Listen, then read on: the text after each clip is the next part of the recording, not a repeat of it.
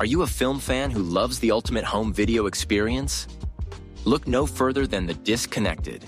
Your host, Ryan Verrill, is your go-to source for the latest and most accurate information on home video releases, exclusive interviews with industry insiders and filmmakers, and has established a thriving community where every film and physical media enthusiast feels welcome. From hidden gems to blockbuster hits, The Disconnected brings you insider knowledge and a welcoming space to share your love of cinema.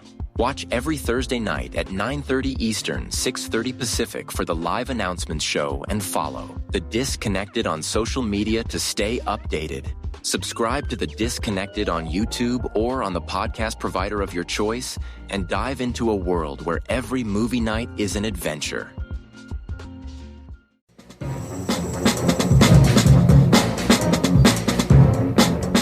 Hello, this is Aaron West. I am the author of the A24 New Wave. In this book, I look at A24's output and I make the argument that we are in a new wave movement right now. A24 plays a major role. This book has a supplemental podcast where each episode is a brief conversation about an A24 related topic, whether an actor, director, or even a genre. As I continue research for the book and conduct interviews, I expect to record podcast episodes with people involved with the company. You can find the podcast at cinejourneys.com or wherever you find podcasts, and we are proud to be members of the Someone's Favorite Productions podcast network. If you're looking for more horror outside of the mainstream, look no further than Unsung Horrors, a podcast about underseen horror movies. I'm Lance. And I'm Erica. Every other week, we'll cover a horror movie with fewer than 1,000 views on Letterboxd. We'll even give you double feature recommendations to pair with the movies we discuss. From gothic to shot on video, from slashers to comedies, from giallo to J-horror, we'll cover all the subgenres. So join us as we unearth these hidden gems of horror. Follow us on Instagram, Twitter, and Facebook, all at Unsung Horrors, available wherever you listen to podcasts. And part of the Someone's Favorite Productions podcast network.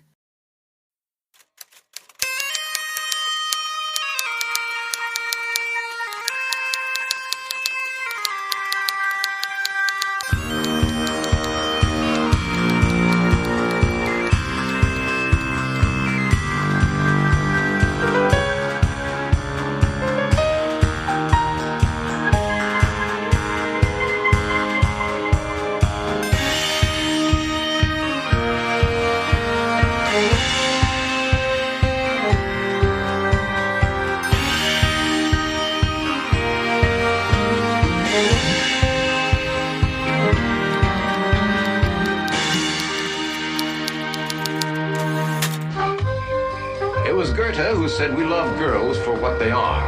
Well, even the great Goethe could have learned something from the tale that took place on the campus of Illinois State Tech.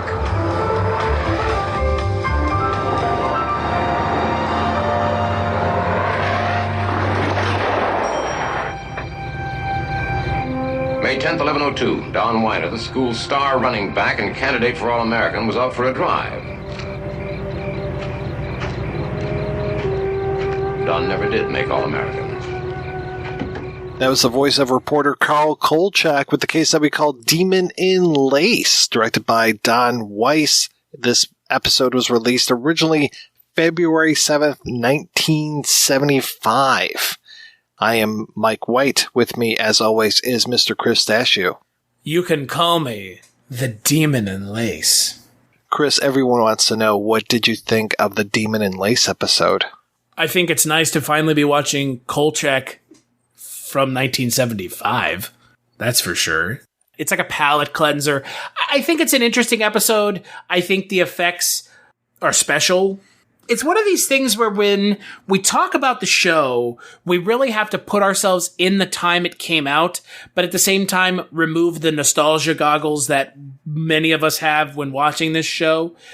My big takeaway with this episode of the show is that there are a lot of great character actors. There are a lot of great performances. There's a lot of great interaction with Kolchak and Jack Grinnage and Vincenzo and Miss Emily. The main story is kind of secondary to my enjoyment of the episode, though. As far as the main story, I found it to be really super solid this time around. I had a lot of fun watching Demon in Lace. Yeah, it's fun, it's solid. It doesn't really go and do anything crazy or out of the box or nuts, but it's fun. It's pretty straightforward, and it kind of checks all the boxes at this point of what my expectations are when we think about Kolchak the Night Stalker. We've got some great sexism here with Kolchak just humiliating the female reporter.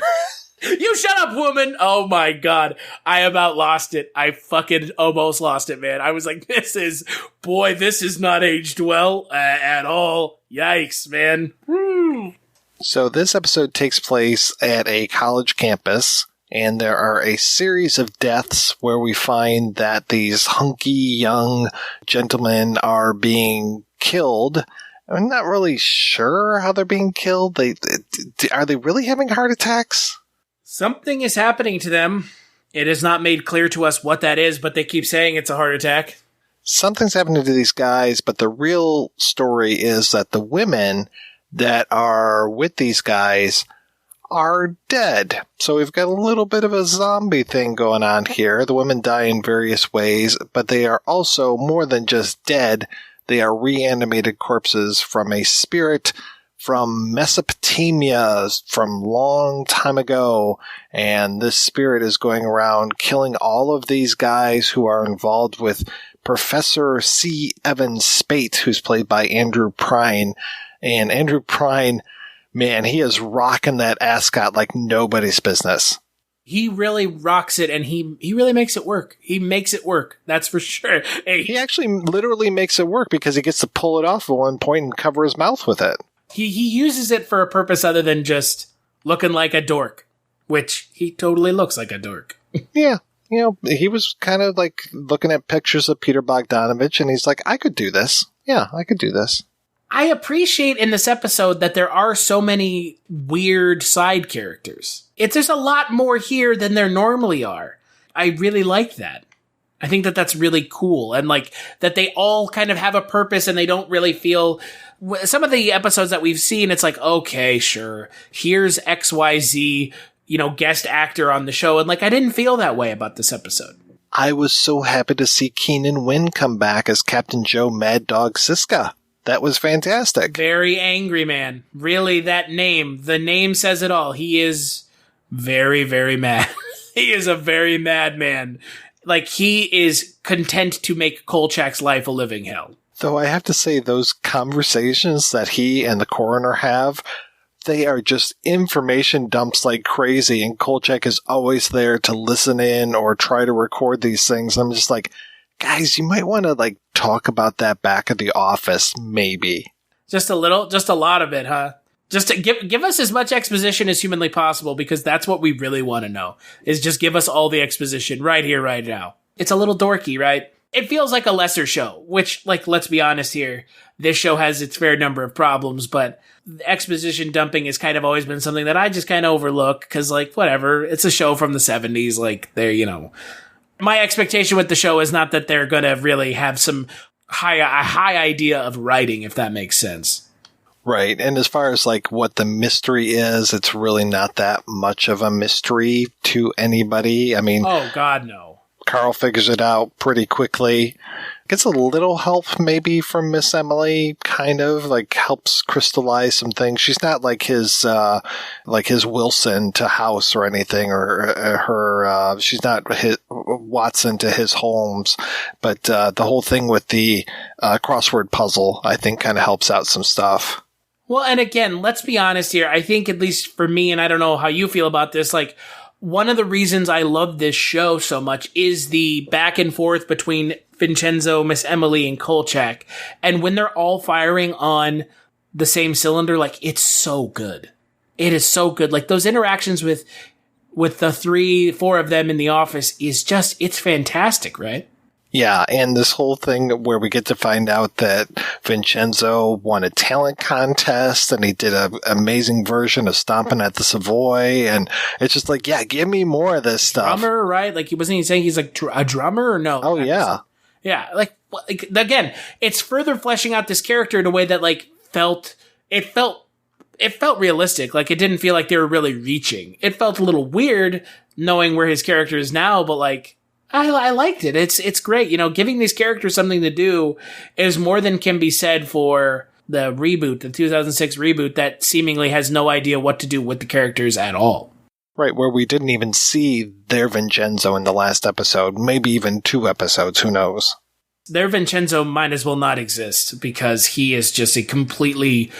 They have a Vincenzo in there because they need to have Vincenzo. And I've been reading this book, this X-Files book, that talks about every single episode of the show, like, critically. And they make a very interesting point in there that relates to Kolchak, this show, and the reboot is the rebooted version of Kolchak wasn't trying to emulate Kolchak. They were just trying to remake the X-Files. And it very much feels that way. And when you watch this original version of the show, where it got lost in translation is weird to me because this version of the show is about Kolchak. It's very much his show.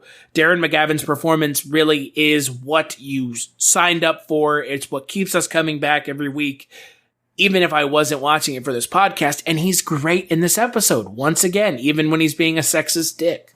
It was almost fun watching him be a sexist dick in this episode because we knew it was coming. And the reporter, she doesn't necessarily get her comeuppance of him. You know, she doesn't get his goat, but I like that she left him abandoned at the gas station. I was like, okay, this works. There's problems with shows that were made in the 70s watching them now. And I don't think that I'm the first person or the last person to feel that way. But, you know, it is kind of what it is. It was made in a different time and rut-row. You could get away with acting like an asshole to women on TV, and that's kind of what happens in this show. And we've seen that throughout the show. I mean, this isn't the first time. No, God, no. Not by any, like, stretch of the imagination is this the first time. Like, it's really not. You mentioned some of the side characters, the supporting actors, and I was very happy to see Jackie Vernon show up in here as Coach Toomey. And his whole thing about the young men who have not treated their bodies as well as they could, basically that they all have the clap. From running around being Lotharios. And I don't necessarily understand the tuna fish thing, but... I was going to ask you if you understood it, because I have no idea what the hell's going on. No, I don't. Did you recognize Jackie Vernon in this? I didn't, but should I have? I grew up watching all of the Rankin Bass cartoons and claymation things that they were doing, stop motion animation things. Jackie Vernon is the voice of Frosty the Snowman. So as soon as I hear the voice, I don't even look at the face, but I hear Frosty the Snowman every single time. And then it was a real shocker to me when I watched the Microwave Massacre from, I think it was like 83 or something like that. And he plays pretty much a vicious killer in there. So it was very disconcerting for me to see Frosty the Snowman being this murderer in there. Yeah, I didn't recognize him. And also, dirty little secret about myself, I don't like those Rankin and Bass movies. Oh. Or the TV specials or whatever you want to interpret them as. It's one of those things that, like, I know that there are a lot of people your age and my age that really have this, like, affinity for them, and I can't get behind them. I just don't like them. Yeah. Different strokes, different folks. It's just cheesy, you know? Like, it's cheesy, and it's, like, almost cheesy for cheesiness' sake. Which, I mean, a lot of people really like that. It's just, I know, I'm a weirdo. Sorry. I'm sure you recognize the registrar, though, that Kolchak tries to bamboozle. That was played by... Carolyn Jones. I feel like I should... Well, she normally isn't blonde. Yeah, she normally has long black hair, and she's usually wearing a very form-fitting dress, yes. Okay, yeah, because she was Morticia Addams, right? I did recognize her, but, like, again, it was, like, so fast, right? It was such a quick kind of... It wasn't, like... You know what I mean? Like, she shows up and then she's gone. It's not like Jackie Vernon where they get this, like, really long, drawn-out conversation.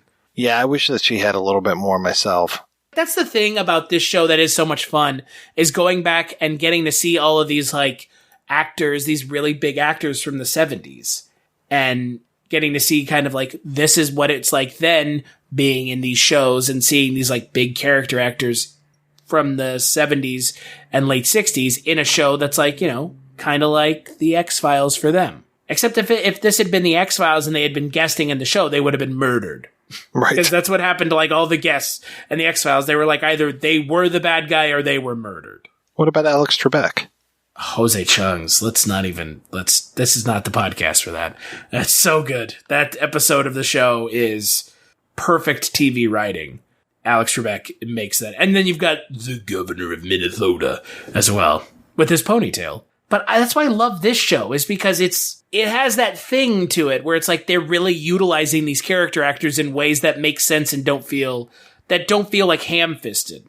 I will admit the old guy who's trying to sell Kolchak magazines, who Kolchak eventually steals all of his books from him. That guy, Milton Parsons is the actor's name. He was in like 150 some things. I know I've seen him in things before, but I sure didn't recognize that guy. But he had a great face. But at the same time, like, his character, that bit was like a little like, I was kind of like, let's just get to the end at that point. His character, it was a little kind of like, okay, like, he's like, falling asleep and he's kind of like a narcoleptic, like, okay. But the overall mystery of it, the whole idea of these women coming back from the dead, being possessed by this spirit, I don't know. I just really enjoyed that. And then having Carl with his mortar and pestle or whatever, his hammer breaking up this hammer and chisel at the end. Chisel, yes, thank you. Breaking up this Mesopotamian tablet and trying to stop him at first, but eventually realizes that all kinds of weird shit is happening. I was like, okay, this is good. And then it gets pushed over and breaks into a million pieces. That woman that came in with the, I can't remember if that was the Mike Thompson character. Of course, I latched onto his name because I've got a friend named Mike Thompson. But when she came in and was just laughing hysterically, like that woman from the fashion model episode, the Trevi collection, I was just like, wow, she's really going for it, isn't she? Too bad about Mark Hansen, but with him gone, I'll need another assistant. Life does go on, Michael. Look, I appreciate the opportunity. Good. Okay, for a start, why not go over to the anthropology lab and get a copy of Whitehead's Persia that... Michael, where are your manners? Who is this incredibly beautiful creature? I just met her at the bookstore. She's really something, isn't she? Maria? What? Please, come in. Professor, this is Maria Venegas. Well, my pleasure.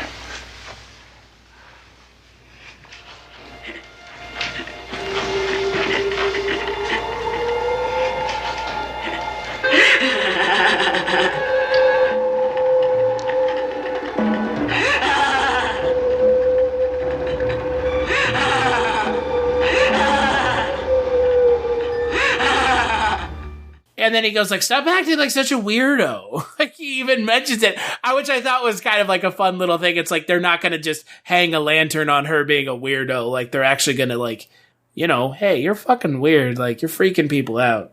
What are you doing? And there's so much sex in this episode, or implied sex. It's like that we open up with this woman stopping a car and the guy basically is like, say. It's kind of a really weird episode of the show because there's a lot of stuff going on that's like not what we're used to with the show. Also, the other thing is there are a lot of character actors. Like, I keep coming back to it, but like, it feels like there's more than usual. I don't know. I felt like we got so many in Chopper that it doesn't even faze me on this one. I mean, I'm not complaining, but yeah, I forget kind of Chopper is like so inundated with like, so many character actors. I'll tell you what, this is a much better episode than Chopper. I agree. If people were obsessed with this one as much as they were with Chopper, I'd get behind it 100%. It's like, okay, yeah, this works for me. Yeah, the obsession with Chopper, just, sure, go ahead. Chopper, I just don't get it, because Chopper is not a good episode. Sorry, if that opinion upsets you, it's my opinion and my opinion alone, but Chopper is not a good episode. Like, it is... The effect alone spoils the episode. At least the effect in this episode is like not super distracting. It's kind of distracting, but at least it's not like Chopper where it's clearly just a guy riding around with a motorcycle, like on a motorcycle with like his like shirt has like the little see-through like sheen black cloth so he can see out of it as there's like a fake like stump neck. So apparently part of this episode is going to be reused in the TV movie Demon and the Mummy. We'll have to watch that eventually to see how they kind of threw 2 episodes together and tried to make it one TV movie. How they reappropriate parts of the episode we've already seen. Exactly. And try to pass it off as something else. What a weird thing. What a weird thing to do. Like, that would not fly outside of like a clip show in 2019, right? Yeah, probably not. I can't really think of them doing that kind of stuff. But I mean, I remember years ago finding all of these quote-unquote Planet of the Apes movies and Shaft movies, and I was like, what the hell is this? They only made like the 5 Planet of the Apes movies at the time. They only made 3 Shaft movies. What are all these movies? And only to find out that they were doing the same thing where they were taking 2 TV episodes and smashing them together. I don't know if they were doing a linear thing with that, saying these 2 episodes go together, or if they were doing the same kind of patchwork that we're going to see with these Kolchak movies. It's honestly really disappointing that that is what we're going to get with Kolchak, right? We're going to get this like weird amalgamation thing where it's like, let's just kind of pick and choose from the other stuff and make it into something. It's like, oh God, like that's unfortunate. I can see it maybe working, like if they took all of the scenes of the women seducing the men and then gave it a new voiceover from Carl that they were, I don't know, agents of Satan or something else. Like a new context to it. Yeah, exactly. Maybe that'll work, but we'll have to see how it goes. Outside of the kind of goofy, and I don't know how you feel about it, but I felt like the effect on the succubus was a little goofy. Oh, the old woman makeup kind of thing? Yeah, where it's like crack face makeup, where it's like she's got like a cracked face. It's not as distracting as, say, the werewolf. I was really reminded of some Hong Kong movies from like the 80s when it came to that makeup effect. It just looks like when like a Chinese hopping vampire gets exposed to sun or something, it's going to look kind of fucked up like that. But yeah, as far as like a traditional effect, I mean, it's right up there with the last Kolchak 2005 that we saw as far as that old woman kind of thing. It didn't really impress me as far as like, oh, this is a great special effect. It was just like, oh, this woman's kind of fucked up. You know, at least we can see the monster in this episode. Some of the episodes of this show, some of the episodes of the reboot, we haven't even been able to see the monster. So at least we can see the monster, but sometimes maybe it's better to not. I don't know. It's this weird thing with Kolchak where when they do the monsters, sometimes the monsters are just god-awful. And you're like, oh, I kind of wish that I didn't have to see the monster to begin with. And then some of the episodes were like, oh, this is really cool. And like the monster is super cool. And then it's just the monster's design is really bad. Overall, I thought this was a pretty solid one. I thought it was it's a fun episode. And again, like the premise is interesting. The amount of guest actors is just, I would say it's stunning how many people they fit into this episode. And again, it like doesn't feel inherently like super shoehorned in. And you know, look, the thing is like just like the X-Files, just like Supernatural. The reason we come back to this show is because we like Darren McGavin's performance. And any amount of time I get to spend extra with Darren McGavin in the role as Kolchak is good time as far as I'm concerned. It's good time, and this delivers on that. So next month we will be back with another of the original Kolchak. We'll be talking about Legacy of Terror, in which we get to see Eric Estrada playing like an Aztec priest, if memory serves. Oh, geez. Eric Estrada. Mr. Nice Man Eric Estrada. Eric Estrada is one of my favorites. He's just great.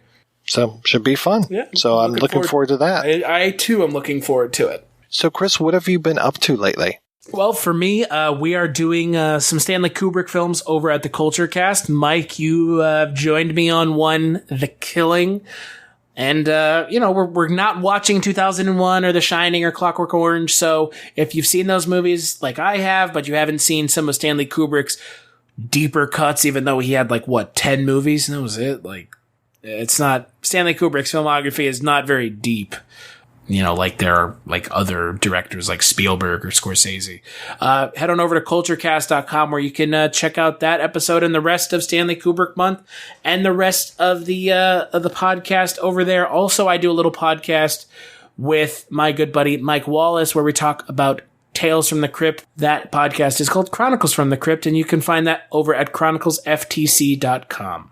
What about you, Mike? What have you been up to other than talking about Kolchak? Well, other than talking about Kolchak and talking about the Twilight Zone 85, which you can find over at twilightzone85.com, where I talk with you all the time. It feels like we're talking all the time, Chris. It's not a bad thing because I enjoy talking with you, unless we're talking about 2019's Twilight Zone, which we also talk about on that Twilight Zone podcast. I'm very curious to record the next episode of Dreams for Sale just to see if we start touching more on that 2019 show, if we're just going to leave it alone. I feel like we'd be doing a disservice to not talk about it a little bit more, but at the same time, it's also not great. So it's also not very good, which is unfortunate. Well, other than talking with you all the time, I'm also doing a podcast called The Projection Booth, which you can find at projectionboothpodcast.com, where every week I'm talking about a different movie, or maybe even two. You never know. I'm kind of tricksy like that, like a hobbit. You tricksy like the cereal? So I want to thank everybody for listening. I want to thank John Walker for providing our theme music. And yeah, if you've given us a review over on iTunes, I haven't read it. I haven't gone over to see if we've even broken our 5 reviews that will actually possibly make a dent. Is that the thing? Or is that like when you write a book for Amazon that you had to have 5 reviews before they'll even start showing up? I don't know. I mean, the books that I read on Amazon are like Chuck Tingle books, and those don't tend to have ratings because people are normally too embarrassed to have read them. So, have you read, what was it? Raptor has sex with Robert Mueller report in the butt? I have not read that one, but I have read Bigfoot Butt Sommelier, which is an actual title for a real book, and it is about Bigfoot eating someone's butt. And that guy almost won a Hugo, so we're clearly not doing anything right with our lives. So when he wins a rondo, call me. Yeah, well, when he wins a rondo, it still won't matter, so.